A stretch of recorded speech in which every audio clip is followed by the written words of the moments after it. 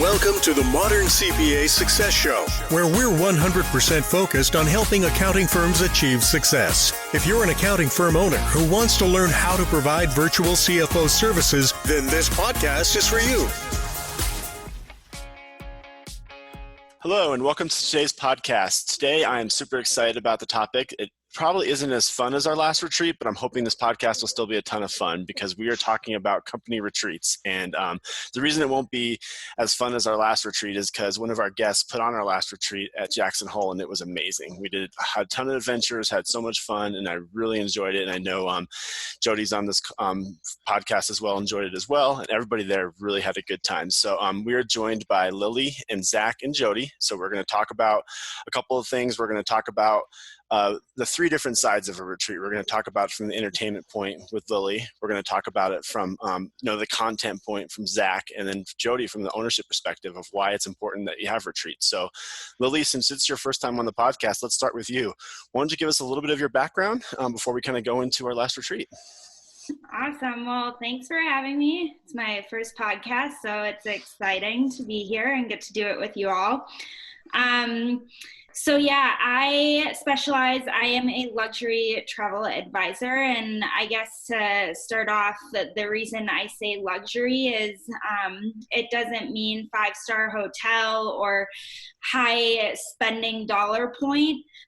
What that means is really taking the nitty-gritty of the details and allowing that to be taken off all of your plates so that you can spend time working on content and connecting with one another and having a very enjoyable experience. So that's what I specialize in. I've been doing this now for just over 2 years and really fell in love with it when I went on my own first nicer, higher end trip and saw that there was an opportunity to really expand in this general area. So I love it.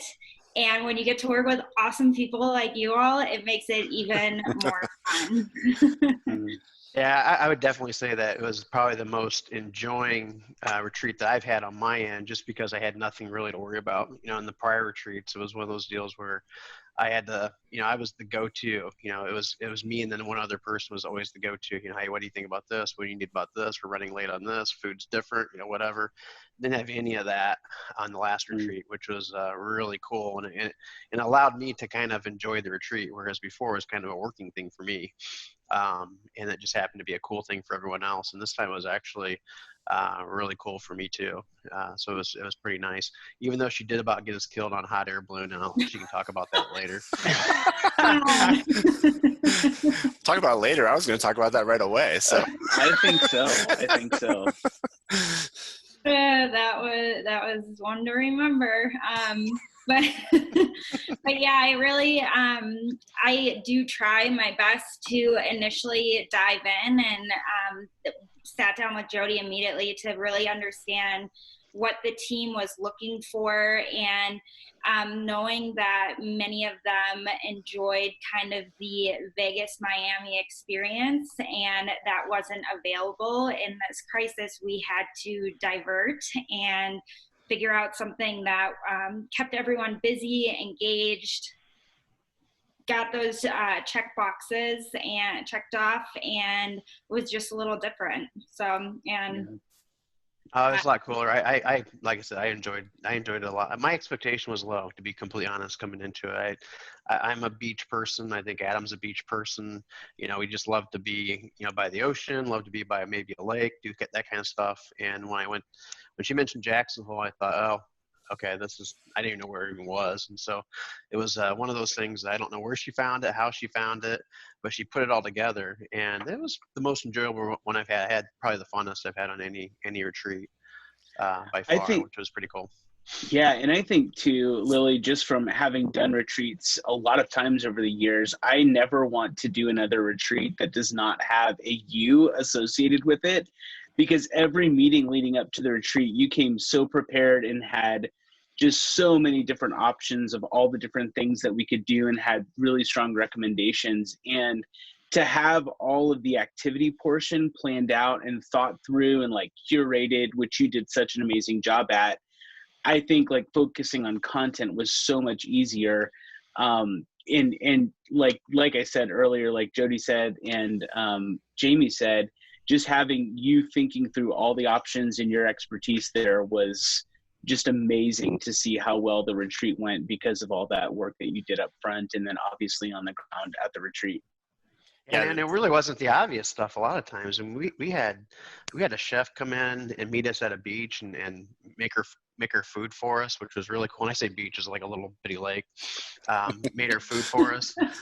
We had the same chef, make the food for us on day one in a winery, and then we ended up with a different chef making food for us in a campground with a bunch of teepees and stuff. And so it was really, really a complete contrast. Oh, and don't forget about the food cart that wasn't actually a food cart. It was actually a drink cart. Came up and made our drinks for us. And so that was pretty cool. So it was a lot of out of the normal stuff. It wasn't just going to a hotel and making sure that you're eating at this restaurant and that restaurant. It was she did a great job on making it really cool and making it a cool experience versus just simply a vacation or a time away, that type of thing. So it was the experience that was cool. Talk about an ego boost right now, I'll tell you.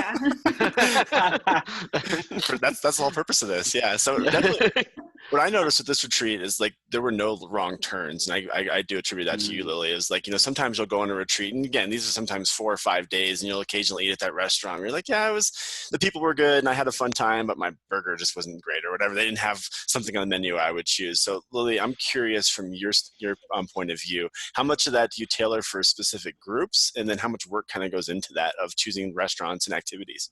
And how much was luck? Just be honest with us. Yeah, I mean, a huge part of what I do is connecting the dots, really, is like I mentioned, getting to know what the group's needs are, but then also really getting to know the team at the hotel that you all stayed at in Jackson Hole and connecting with them to understand what their recommendations are. And once I start filtering that, I then begin to reach out to, for example, Jackson Hole Winery, and they then brought me the chefs that we brought in and highly recommended those. And then I start researching, digging in, and connecting the dots to make sure it's the right experience for you all. Honestly, the restaurant reservations specifically, the 3 that we did, which were the only nights that we needed to fill, were the only ones right now with coronavirus that would take a group of 15. So those were a little bit of a shot in the dark, but also were top tier restaurants in the area that had good reviews. Well, just the fact that you found the 3 that allowed us to do it, I would never have found the 3. Jamie, you would have never. We'd have given up. We'd have had McDonald's at the hotel. Yeah, exactly. Yeah. We never would have found the 3. We attribute that to you for sure. So go ahead. No, I was going to go ahead. Okay. Well, one of them would only take a group of 13, and we had 2 people decided to go to Yellowstone, but then cancel that. So we did luck out with the other 2 getting to get in last minute. So that was a little luck. Yeah, there's definitely some luck involved. So, Zach, I'm going to turn it over to you now because obviously we talked about how much fun we were having and how good the food was. So I imagine it's pretty challenging for a group that's eating well and having so much fun to say, okay, now we need to talk about some important stuff. So how do you plan that agenda and what needs to be talked about? Well, especially not everybody was there. We had a couple of people that weren't there. Including myself. My oldest son got really sick right before we left, and we're in the middle of this COVID crisis, and doctors telling me I should not be traveling across the country. And so, we had to pivot pretty quickly. So we did, we had a couple team members who were on Zoom, including myself, and then everyone that was at the retreat. So I think there was some collective jealousy happening for sure.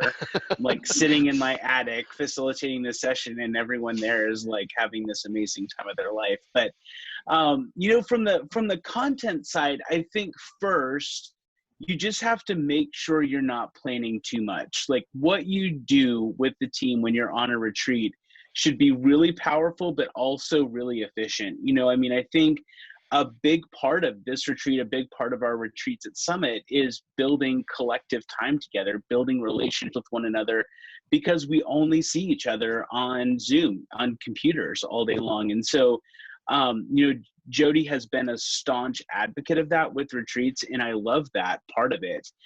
So yes, we need to, cover some content.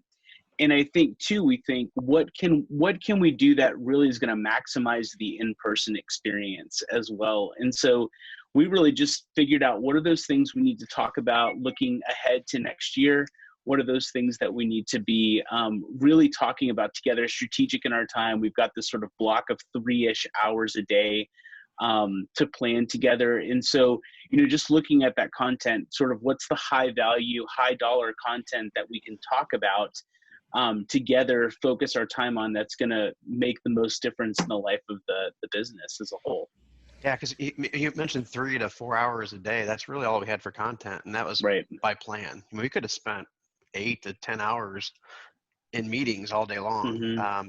but we don't get that opportunity as a distributed company to get a Yeah. chance to hang out with each other, and that's the coolest part about it. And that's why that to me, that's the biggest focus on a retreat, is to be able to grab a beer with each other, hang out, get to know each other a lot better. Things that you don't get that option necessarily on a Zoom call.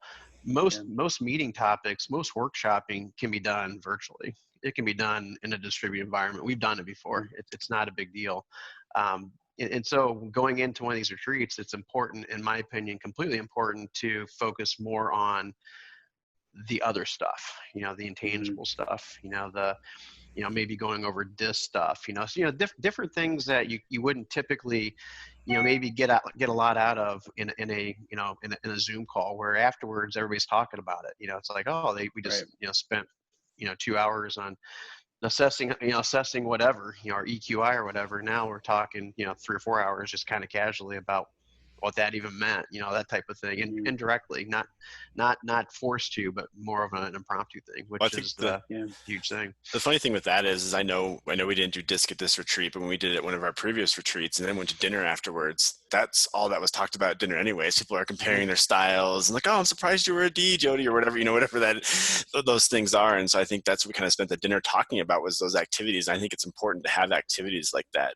So Zach, my follow-up question to that as well is so obviously when we do our retreats, like Jody and you mentioned, we're only doing content for 3 to 4 hours. Is that because we're distributed, or would you do that similar for a company that is a brick and mortar and they're just meeting up on a retreat? Yeah, if you asked me that a couple of years ago, I probably would say load it up with content, because you've got these dedicated times where you can work on the business, rather than in the business. But I think even in the case of brick and mortar, you're sort of like, passing ships in the night oftentimes in the office. You're not, intentionally building those relationships. So yeah, I mean, I think half a day of content and half a day of intentional team building and time with one another is really perfect. And you've got the evenings to spend time with one another as well. And I love what you both just said there about DISC. That was a really powerful activity that we've done a couple of times as a company. And it equips people to have these conversations, to dive into understanding one another outside of the workshop. So again, like, how do we prioritize that time in such a way that we're equipping our team to work better with one another, to understand each other better, and ultimately in our work, understand our clients and get to serve them better as well. And I love, after a workshop, hanging out and having beer with one another at, in the evening, and hearing those conversations. Like, I can't believe I never thought that you were an S style, or I can't believe you're an I style. What do you think this client is? And just think, like, that is such a valuable investment in our team, and a valuable investment in the company as well. Yeah, it sounds very much, and what this retreat, doing this for you all for the first time, was very intentional, and that the meetings you had, they were intentional to grow as a group and individuals, and then creating time after that's not so regimen, that gives people the freedom to do what they want, but also come together in the evenings to then continue those discussions. So that's really cool. Yeah, and it's kind of funny because I made it really optional that I figured, hey, there's going to be a lot of people tired of seeing me this whole time. And so I made it optional. Hey, if anybody wants to go out for dinner with me tonight, we can. And I figured maybe I'd get one or two takers, to do that. And it wasn't one or two. Everybody showed up, and how often does that really happen at a team retreat where, people want to hang around each other, and that's what we find that's so common to ours, and I hope that's common to other distributed companies retreats, but I know for sure it's definitely not common for a brick and mortar company. Most of the brick and mortar ones I worked at, you couldn't wait to get out there, and you're making excuses to miss the last two events or whatever, so you could get out and hang out with your family or whatever. Whereas here it's completely different, and like I said, I hope that's a characteristic for us, but I would like to imagine that's also a common theme amongst other distributed. I think a lot of it was because, I've done the brick and mortar retreats where, I'm in Miami, but I'm in an office working from 8 a.m. until 6 p.m. And then we go to dinner. And so you're just like, okay, I could use a little break. But ours were, okay, in the morning you're meeting. And then in the afternoon, we kind of did different things. And again, sometimes I hung out with you, Jody, but sometimes I hung out with Jake or I hung out with different people. And so we all kind of hung out with different groups in the afternoon. They were different every day. And then we'd come back at dinner and we'd all kind of tell stories about our day. And so I think that's what really made it cool was it was just the way it was broken down like that was really, really helpful. And I think the spouses enjoyed it too. I mean, sure. I really do. I mean, again, a lot of them are like, oh, do I have to go to the retreat, or the company picnic or whatever it might be. And it's I think the spouses truly had a great time. I could be completely wrong. I'm very biased about it, but I know mine for sure did. Mine as well. You as well. I definitely said the same thing. And it was really cool to see the excitement that everyone had and the energy that everyone had coming back off the retreat. And to me, that's how you grade a retreat, right? How energized, how excited about the future is the team coming back because we've built relationships, we've seen each other. We spent some time planning with one another. I just remembered back to a retreat I went on a number of years ago where our boss planned from 7 a.m. until 9:30 p.m. Every minute was accounted for. And I just remember getting back from those retreats, I need to not talk to someone for 48 hours. And I'm an extrovert, I personality, so I can't even imagine what the other people felt like. And so I love that balance that I think our team retreats have. And I think you've got, like Lily was just saying, you got to be really intentional about it and really put a lot of thought behind that. I think you have to be intentional about the content as well, because not only did I come motivated about the people I'm working with, but I also came back with some initiatives where okay, I can't wait to get back and have this meeting with the CFOs about this and really get this ball rolling. So I think a lot of that is because of the content too, not just the adventures we had. And we had some hard conversations over that time that we had. We did some evaluation. We used a tool called the 4 Helpful List. And we really evaluated for our own areas and for the company as a whole, what's going right, what's wrong, what's missing, what's confused. Each of us kind of came with our list of what's happened in our teams and in our departments over the last year, and then started looking ahead. What do we see coming that's going to be really important for us outside of the day-to-day to make sure we're staying on the cutting edge of technology, to make sure we're serving our clients well, to make sure that we're learning from mistakes that we've made in the past. And I think, again, that intentionality seems to be the word of the day. But I think those are the things that are going to continue moving us forward as a team and for Summit as a whole. And those weren't easy conversations. That was hard work. But it was sort of we got to get done with the work, and then you all went parasailing and balloon riding and all that kind of stuff. And I paragliding back downstairs. Sorry.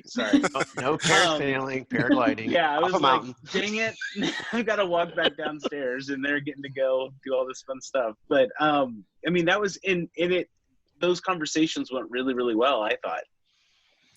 Yeah, I agree. I definitely got a lot out of them. And like I said, I came back raring and ready to go and just jumping right into work. And that was very helpful. So Lily, I'm going to throw it back to you one more time here on kind of the some of the adventures you chose for us or team building activities you chose for us. How did you go about choosing those? Because again, we've talked about how important those are. And they weren't typical team building activities either. It wasn't trust falls and all that stuff that you see at retreats. So can you kind of go into a little bit of how you chose those adventures for us? I mean, it goes back to Jody again, and really digging in with what he thought the team as a whole would really enjoy. And initially we were going to do a pontoon boat experience on one of the lakes in Jackson Hole. And again, we got another curveball last minute saying they're not allowing groups and doing rentals. So what's another water experience to do? And one of the main ones that they all got to do was whitewater rafting, which is exhilarating. It naturally is a team building experience because you have to figure out who's rowing when. And if you can ever post the pictures, it's amazing because I always think Jody's the guy in the back, like holding the oars up. It's not him, but I was the one getting drenched. Yeah. That'd be cool if we could edit some pictures into this video. That'd be pretty sweet. Yeah. And then from there, just making things easeful. I think there's a lot of balance that goes into it. And what the group had was the ability to decide what worked for them and their families. And then also make decisions on, after whitewater rafting, we knew people were going to be starving and hungry, and what type of eating experience would be unique, different, naturally create some social distancing. So it was, let's find a cool park and bring in a chef. And I think a lot of times, one of the things that was coming up with me when everyone was speaking is, I think it can be easy to go with an all-inclusive style experience when you don't have additional help, which is great. Those can be awesome choices, but what are the wow factors and the different things you can layer in, that it's not just like, well, it's all included, go do what you want, but what are the wow factors, I like to call them. So the question comes now that we decided at the end of the retreat, one of the big things we like to do is we like to determine where we're going to go next year. And we picked Bahamas. Now, keep in mind, this year we picked Cabo. That got nixed because of the COVID. So then we go to Miami, and of course, Miami becomes a hot spot exactly when we went to do it. So that got nixed. And then we thought, oh, let's go to Arizona. Arizona again became a hot spot. And then we thought we reside on South Carolina. And then as soon as we did that, again, a hot spot. So we picked and a hurricane, right? And a hurricane. And a hurricane came through too? Miami and Carolina during the retreat. So that would have been really good picking on our part. So we settled with again, I say we settled because we truly did. We settled with Jackson, Wyoming, and had a blast. Exceeded all expectations. So now we got next year coming up. We've got a whole year to really plan this thing. And so Lily, kind of take me through the steps on what you're going to do from here until then on planning. Because again, we just decided, here's where we're going to go, and kind of take us from there.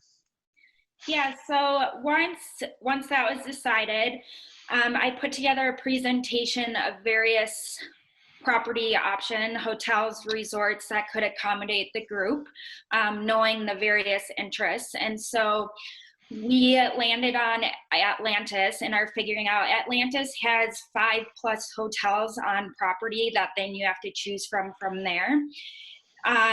So we're narrowing it down as to what's going to work. So first is hotel. Second from there is getting that booked. And then we start planning out the day-to-day experience.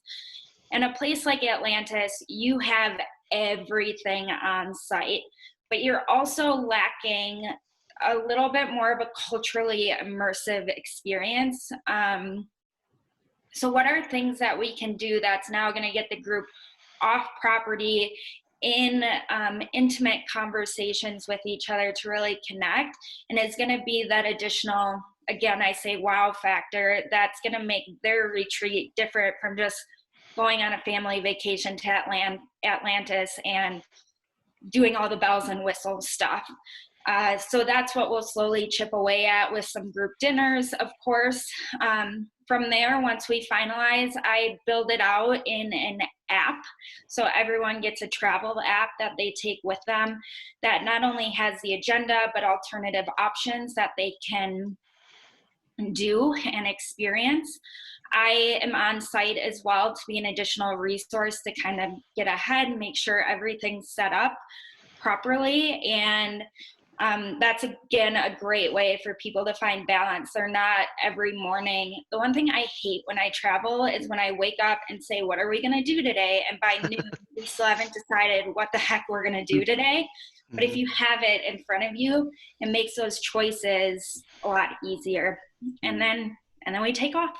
So yeah, and the one thing I would say is that when we were on the retreat, we involved Lily in everything we did, and so I thought that was really cool because, again, it took a little bit off on a selfish part. It took some off of my end because instead of everybody coming to me and asking me as the conduit to, hey, what are we going to do next, or maybe even Kelly, our marketing directors, what are we going to do next? They know Lily because Lily's been with them for dinners and she's been with them, at the different events, and she went whitewater rafting with us, and all the cool stuff, she's being part of, and which I think was a cool thing overall, is to have her invited. And again, apparently that doesn't happen very often, but I would highly recommend it for sure. It just made the experience even that cooler. And then we knew who to thank at the end. It wasn't me, it was her. Thank her for the great job that she did. And I thought that that goes a real long way with our entire team. And I wouldn't be surprised if people from our team reach out to you and say, hey, we're going to somewhere, Cancun or whatever. Can you help us find that experience? Because that's the cool thing that happened during the time we had with her out in Jacksonville. Yeah, no, I definitely I agreed. also think. Yeah, oh, sorry, Jamie. No, I was just saying, I agree. I enjoyed hanging out with Lily and getting to know her at dinner. Because I think once you get to know us better too, like you kind of could see that the activities you planned were perfect. Like I said, especially for my family, like I think everything you planned, like, were exactly who we were. So it was perfect for us. And it'll make it that easier for her and going to the Bahamas. Yeah, that's true. Now that she's met us, knows us. Everyone. Yeah, for sure. Other than Zach, of course, who didn't make it, which is okay. Right. Sorry. Well, and I was just gonna thank you, but maybe I won't, Jody. Just kidding. From the owner perspective, though, you have been, ever since I've been working at Summit, a huge advocate really a staunch advocate for retreats, because you see the importance of them. But I know that this is not a small investment. I mean, this is a big investment that you're making in the team. Where did that become important to you as a business owner, and why do you continue making that, such a big investment every year? Yeah, great question. Our very first, and before Summit, I didn't know anything about retreats. I just thought that's the really, really big companies did retreats, not everybody. And when I came aboard and we picked up our first creative agency, which was Lullabot, they, like I mentioned before on things, I learned as much from them as than they learned from us as a CFO. Because they were one of the first distributed companies ever. And with that, the big thing they had is they always had two retreats. They had a team retreat, and then they had a departmental retreat. And so everybody got together at least twice a year.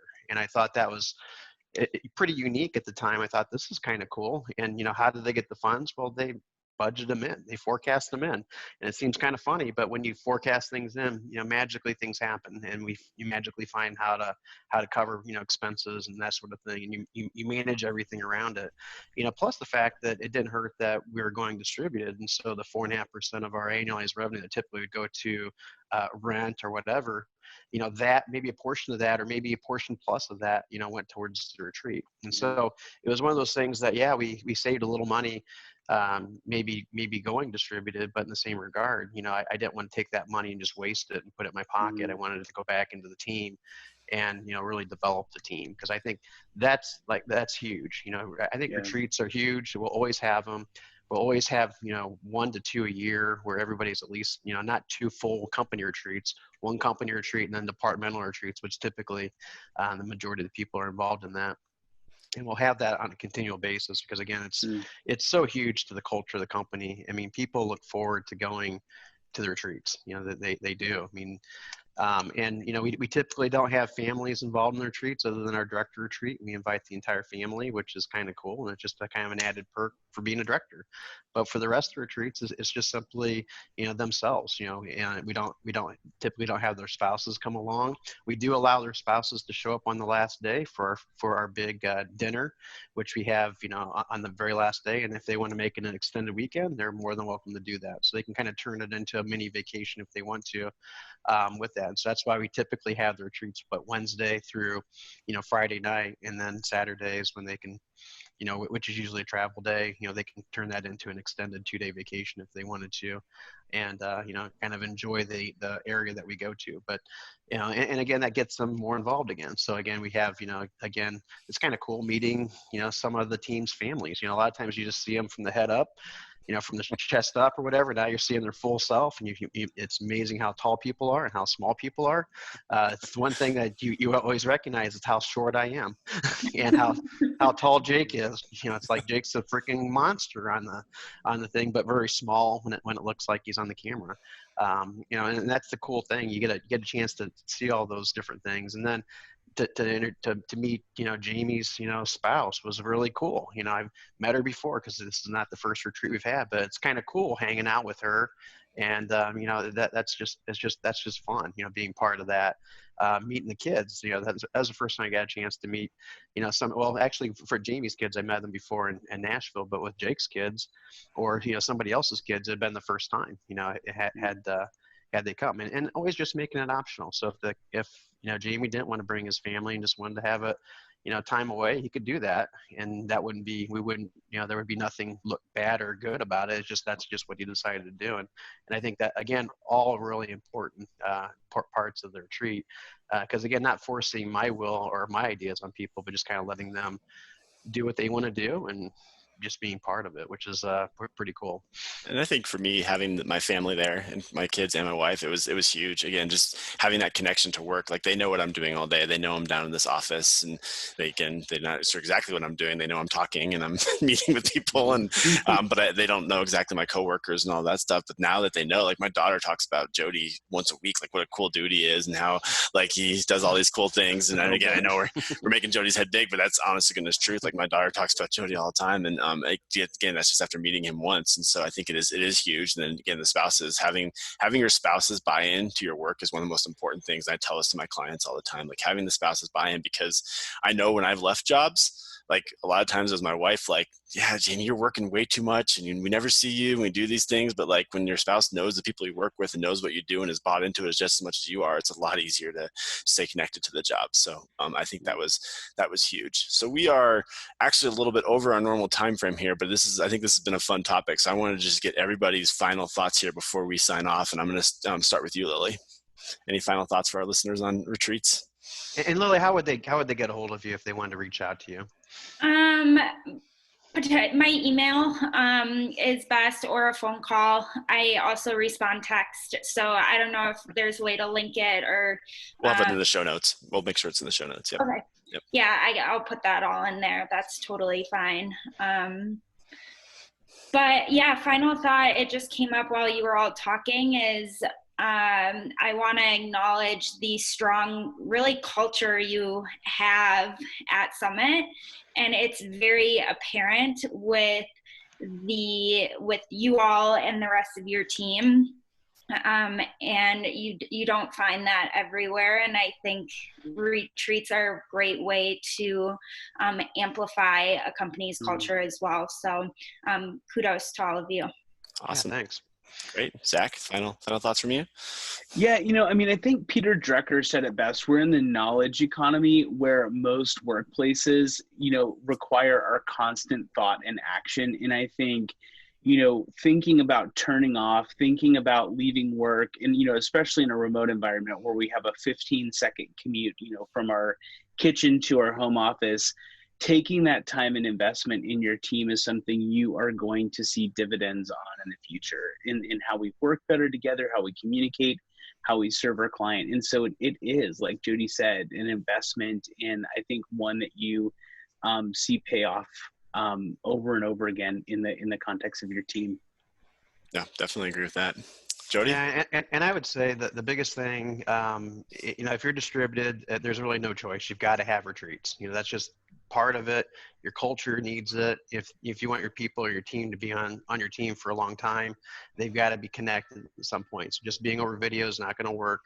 360 days of the week, 5 years in a row type of thing. It'd be tough for sure, but retreats, really do that. But the key then is when you have the retreat, don't workshop it to death. Use half or better of the time. And I've ran into companies that 100% of their time is completely, other accounting firms, 100% of their time is completely recreational. They have no meetings at all, and it works really well for them. Mm-hmm. Which is perfectly cool. Nothing wrong with that. Just make sure that you're bonding. You make sure that the end goal is that people want to hang out with each other at the end of the day.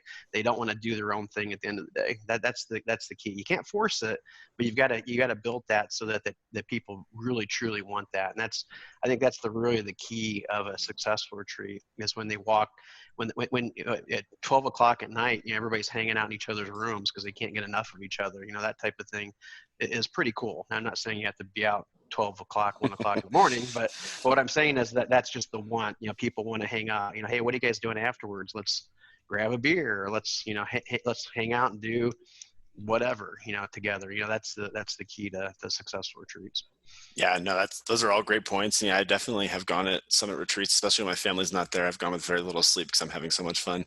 But no, I appreciate all of you guys, Lily, Zach, and Jody. I thought that was a great topic, and appreciate you joining the show. Enjoy this episode? Visit our website at summitcpa.net to get more tips and strategies for achieving modern CPA firm success. We're here to be a resource in this ever-changing industry.